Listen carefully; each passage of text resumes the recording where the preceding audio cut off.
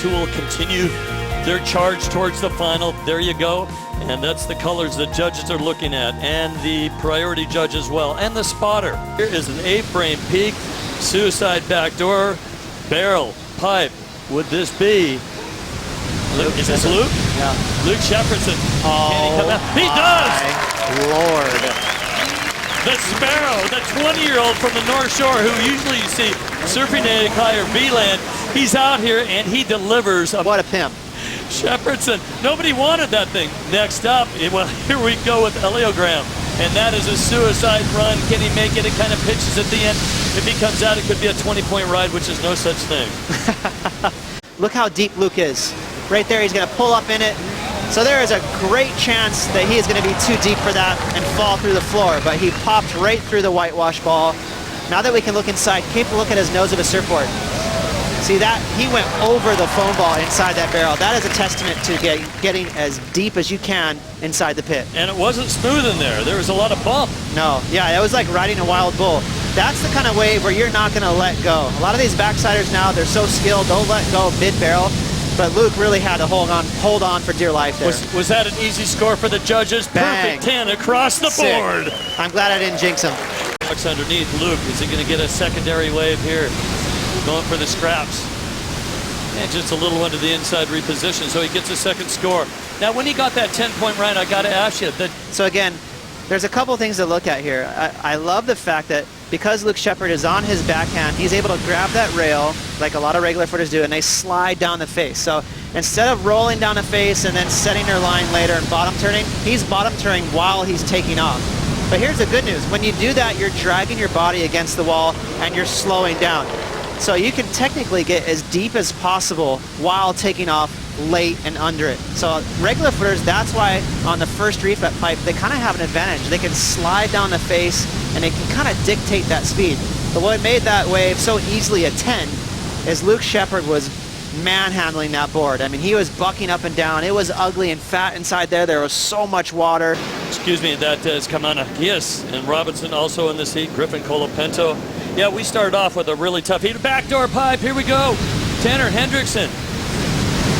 And taking this kind of middle peak here, gets a section. Now here's the problem for Hendrickson. Can he paddle easily out, or he's got to do the full wraparound because he's got the current? I can tell you, if I'm a contestant today, there's not a big set, he'll make his way out through this channel. Now, so Ayakari is right to our right, basically, looking out. And Tanner's making his way back out. We got a barrel ride to the inside, and was that close. Billy? The reef. And right here, he just was too deep. So he's pulling in right here. You saw him just get a little baby pump. He's trying to get that progress down the line so he can get spit out there into the channel. But because Billy was just a touch too deep, again, that floor broke through. However, there's a guy that's got the long shot that has won at pipe, and that's Julian Wilson. Right. The Brazilians have had fairly good success out there, but Mick Fanning looks like he's in a good position. He knows how to surf pipe. Yeah. He's got the most experience. What do you think?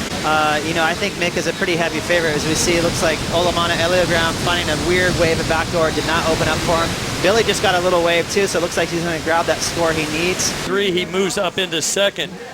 Kemper now has got the second spot from this. Just a tiny little floater, but it's enough. Again, these scores are so hard to come by at Pipeline. They want to see you get barreled.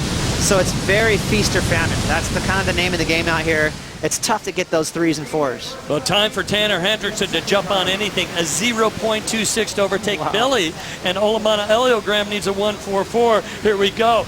And it's Olamana Eliogram finding a nugget. Can he come out? No. Oh my but gosh. for a time there, he was actually making the section. He needs a 1.44. You would think that might be it.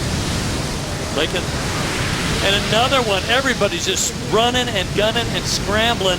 And Luke, well, he's your leader, and there's going to be no way anybody's going to knock him off. Yeah. We're down to 24 seconds remaining. Very difficult and odd scores to come through. Here's Tanner again. And all of a sudden, it's just go on anything. Tanner looking for a 0.26. It is the most awkward thing in the world to try and get a 1 or a 2 at Pipeline. You're constantly looking for a tube, so it's weird to grind out those scores. And Billy Kemper here. Now, he probably figures he dropped to 3rd or 4th because the exchange so strange. We have 3 Maui surfers, second, third, and fourth, needing scores probably less than 2 points. Well, I believe they dropped Tanner's score pretty quick, unless he has a third score to drop. I think he might have a third score. Tanner drops to third. Billy goes up into second. The Maui boys are all comboed. That's it. You're right. Billy dropped into second. Billy drops into second. Tanner third. Olamana Elio Graham fourth. Luke Shepardson does the impossible. Gets a perfect 10 out here.